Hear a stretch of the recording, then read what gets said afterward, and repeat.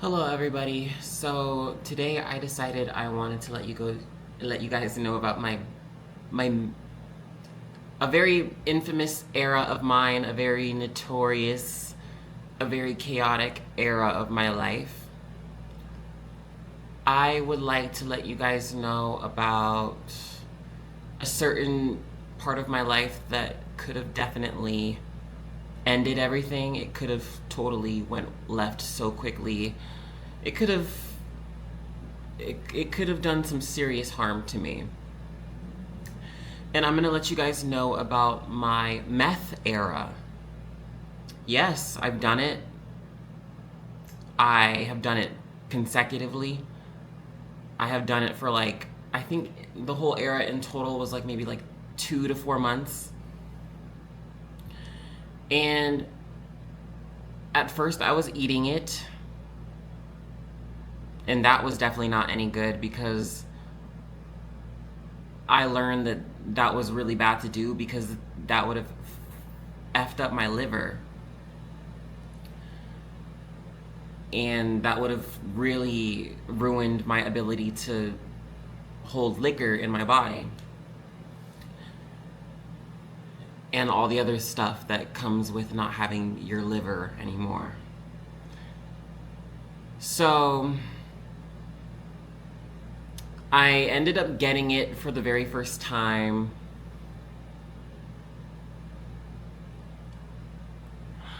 I think it was from, so I don't really know exactly, so I'm going to tell it this way. There was a time that I did it with a dealer that I found. I ended up having sex with this dealer. I ended up enjoying it.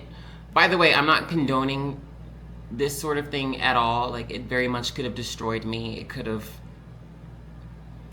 fucked up my heart. I don't even know if my heart is damaged from it or not. It's kind of scary because ever since doing it, my heart jumps a little bit sometimes. But I don't know. I really hope it wasn't from that. My body is very, very sturdy. My body is extremely strong, and I can hold my liquor really well. I don't throw up when it comes to drinking a lot, even when I'm blacked out. I don't vomit, period. And I can hold myself very well. When I'm blacked out, people don't know that I'm blacked out. I carry myself the same. If anything, you might just notice because I'm a bit sleepy or whatever, but my body's pretty strong and it can hold a lot of things. It can take a lot of things. I am a hedonist and I tried it. Now, the good thing about it is that I didn't get super hooked on it. I wasn't fiending for it. I did not have a very strong attachment to it, which I'm extremely grateful for because I could definitely see how people get addicted to it. It can make you feel so productive and alive and active and awake. But the feeling that comes after you take something like that is not good at all. Your body just feels that feeling when you wake up after a night out or after the club and you didn't even shower or wash your face or anything. You didn't do your night routine. It feels like that. You feel very it feels very dry. That's the best way I could describe it. It feels very dry, but at the same time you feel very you can do anything, you can achieve anything. It gives you a very manic sense of ability, and I could see why people get hooked on it for sure. Anyway, I got it from this dealer guy that I found. I was attracted to him, so we ended up having sex. And we had sex while we smoked it, while we did it. And I will say, I really hope he's doing well nowadays. I had a lot of fun doing that, but at the same time, it was not worth the risk that I put myself in. It was also extremely passionate and very that kind of substance, it causes you to be more risky. Like, it causes you to behave a lot more spontaneously. It causes you to act in a more risky way. Thankfully, I was on prep at the time, so I already did my preparation or whatever. I was on prep, and we ended up doing it bareback, you know, no protection, no nothing. And I was on a break from shooting scenes, so I didn't have any qualms about it. You know, when I'm shooting scenes, I don't do casual hookups, but when I'm not shooting, like when I'm actively like choosing not to shoot scenes with others, I still keep up on my health, but I just found it to be easier for me to just let loose and like do a lot more freaky stuff, you know?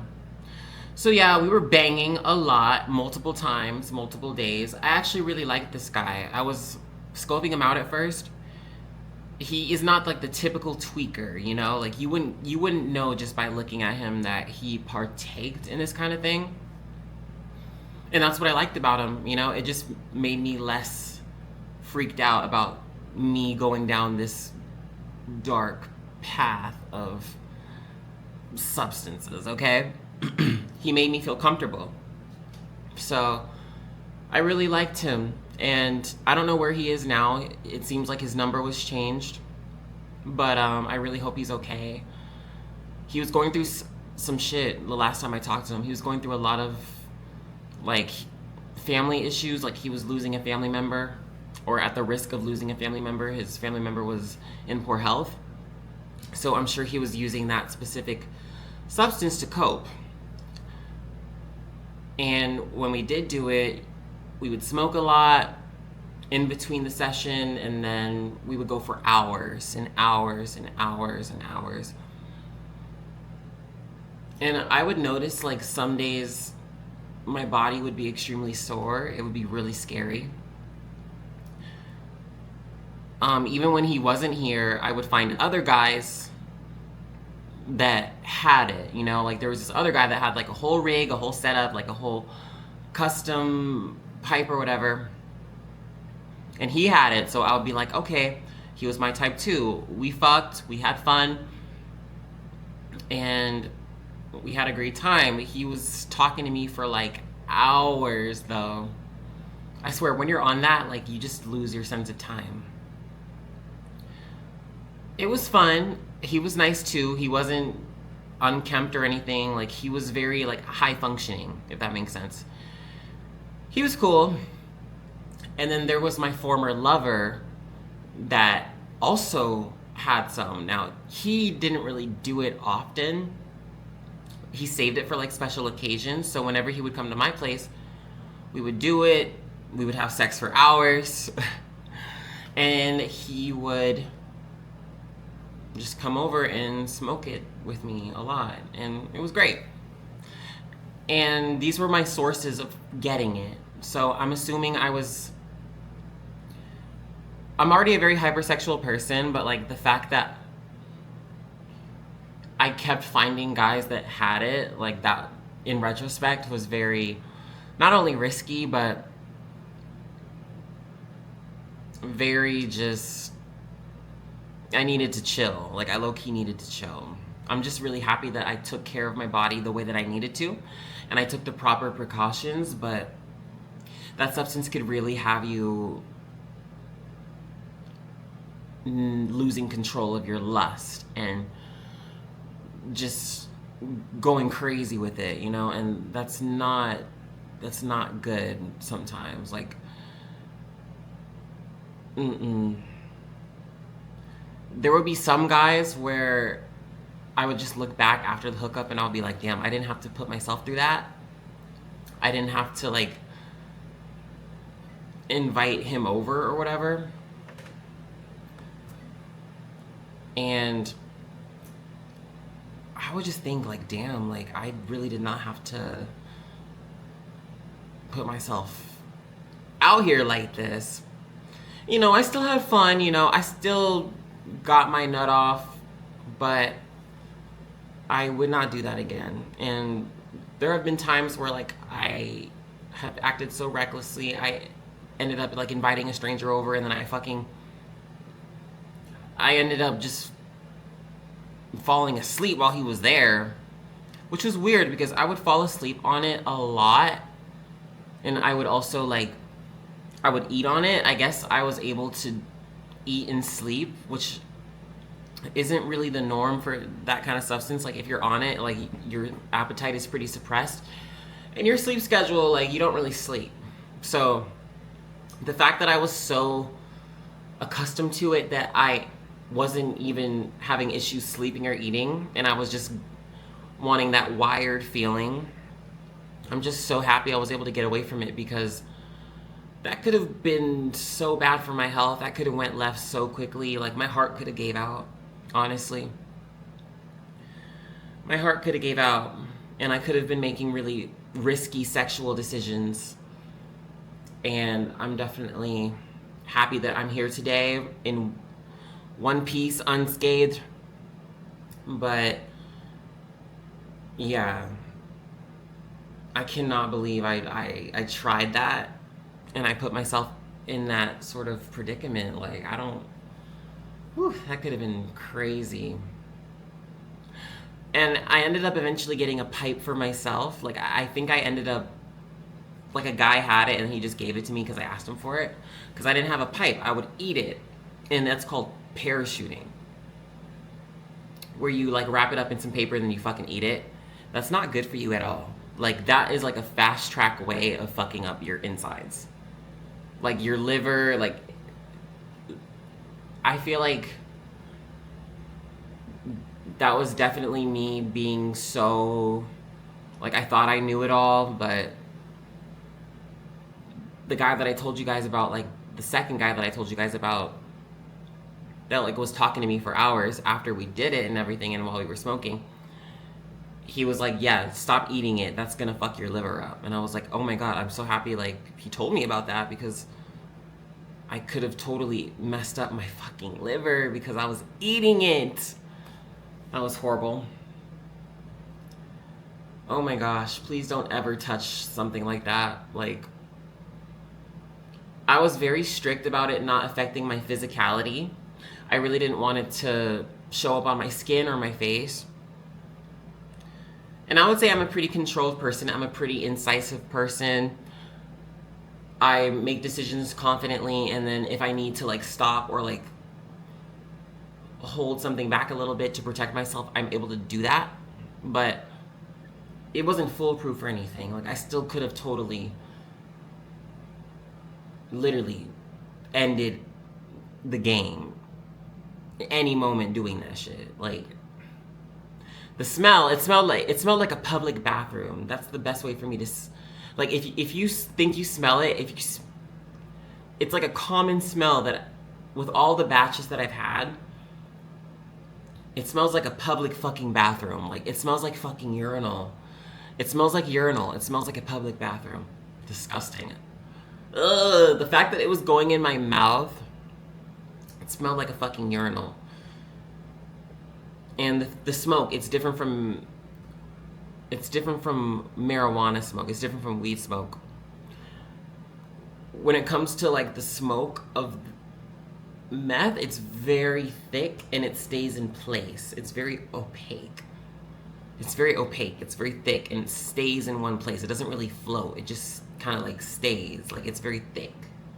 And it smells like urinal. I went through like all of the trouble of like getting a torch and stuff for it. And there would be like paranoid feelings that were heightened when it came to it, especially if I didn't sleep. I would just feel very like on edge, and like, you know, somebody's following me, or somebody's gonna like stalk me or bust in the door, and or like, you know, like something like, oh, the feds are on to me, or, you know, those kind of paranoid delusions. And it wasn't anything too crazy, you know. I'm the type of person, like, even during like nightmare trips, I can keep myself very together.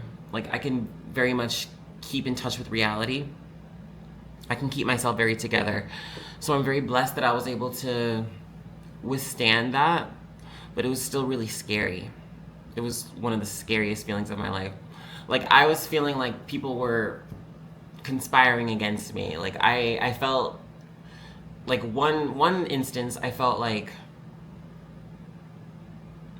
you know that feeling when everybody around you sounds like they're talking from a script, and then they notice that you notice that they're acting, and then they start acting really eerily. Like it was an episode like that. If you know what I'm talking about, please comment below. But it was so scary. Like I experienced that, and that kind of stuff usually happens when I'm very sleep deprived. That stuff usually happens when I'm sleep deprived. All the scary trips that I have usually come from me being either stressed, something happens during the trip that's like diabolical, or I'm sleep deprived. Those are the instant bad trip switches for me. But yeah, I ended up getting a pipe, and then when I quit, like for good, like cold turkey, I dropped the pipe and it shattered.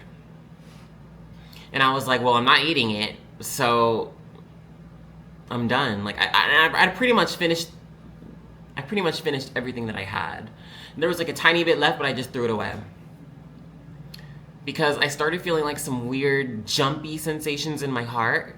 And I was just like, okay, I get these normally, but like the fact that I'm noticing it a little bit more now kind of made me really paranoid. So it just made me really concerned. Like I really didn't want to risk fucking up my heart over this substance that smells and tastes like urinal, you know? I can see why people get hooked on it. I didn't really like, I feel like because I have ADHD, like some pretty severe ADHD, it didn't really move me as much. Kind of like the same effect that Coke has on me. It's just like, I could have just taken a coffee and gotten the same effect, you know? Like, so yeah, my neurodivergence low-key saved me, but I feel like if I wasn't neurodivergent or whatever, I would be totally hooked on that shit. Like, for real. I think about it sometimes. I'm like, that was a damn good era. No, it wasn't a good era. But sometimes I think about it and I'm like, oof. Like, low-key, I hit that guy up that I told you about that changed his number. I found out he changed his number because I hit him up. Because I feel like, to tell you the truth, to be honest, I low-key was like, should we be on that again? Like, just for a little bit, you know? So, don't touch that shit. If you're watching this and you're coming off of it, don't relapse. It's not worth it. It's not worth it at all. It's really not worth it. There's so many other things out there you could do to replace that sort of stimulation. Just please don't do that to yourself. I beg of you. That was such an era.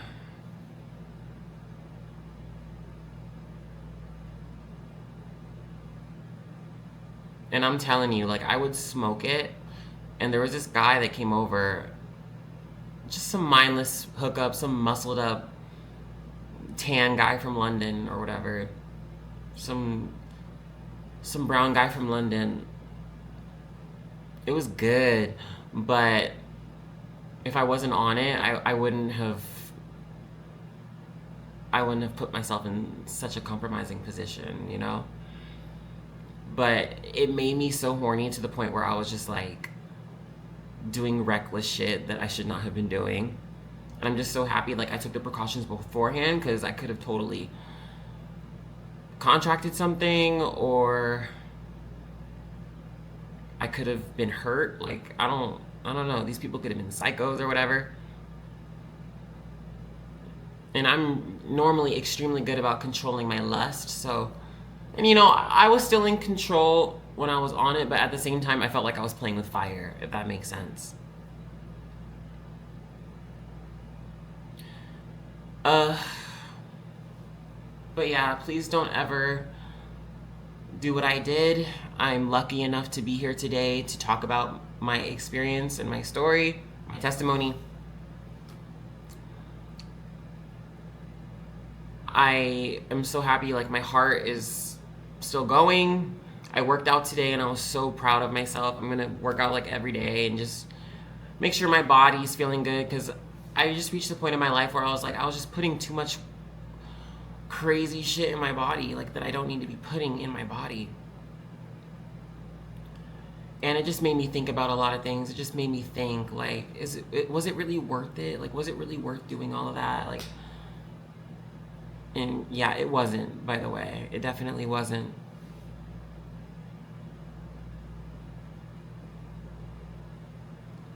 And it's funny, like, there were even times where, like,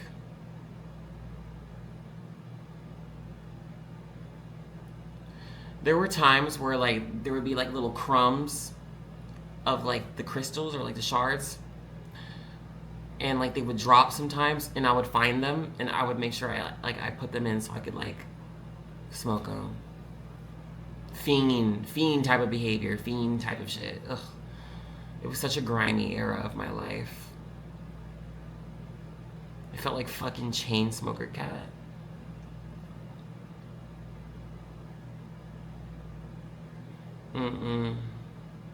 If anyone is like struggling with any addiction or whatever, or you're in recovery, you will be okay.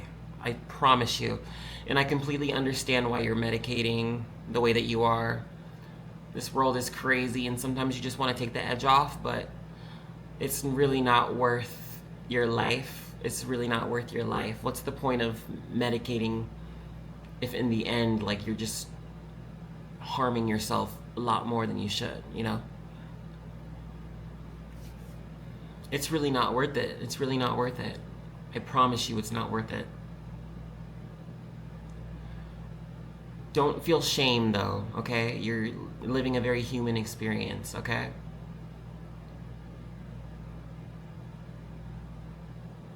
Whenever I think of like these types of times in my life where I'm experimenting with things and like I'm doing things that are kind of risky,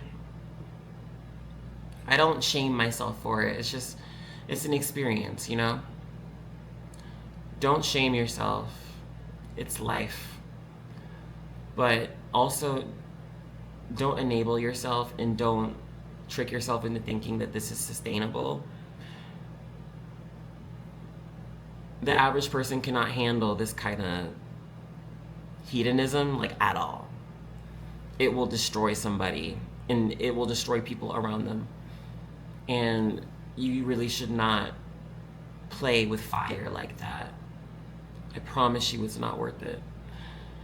There's so many other ways to get that feeling without even touching any substances at all. There's so many ways to do it. There's so many ways. But if you enjoyed this story,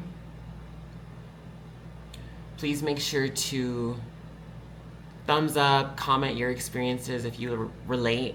Hopefully not, but if you do, I mean, listen, I'm a listening ear. Please hype it if you'd like, and look at my description if you really enjoyed my presence or my voice or my personality or how I look. My website is in the description below. Thank you so much for listening to my testimony. Good night, Night City. Please take care of yourselves, stay hydrated, and keep fighting.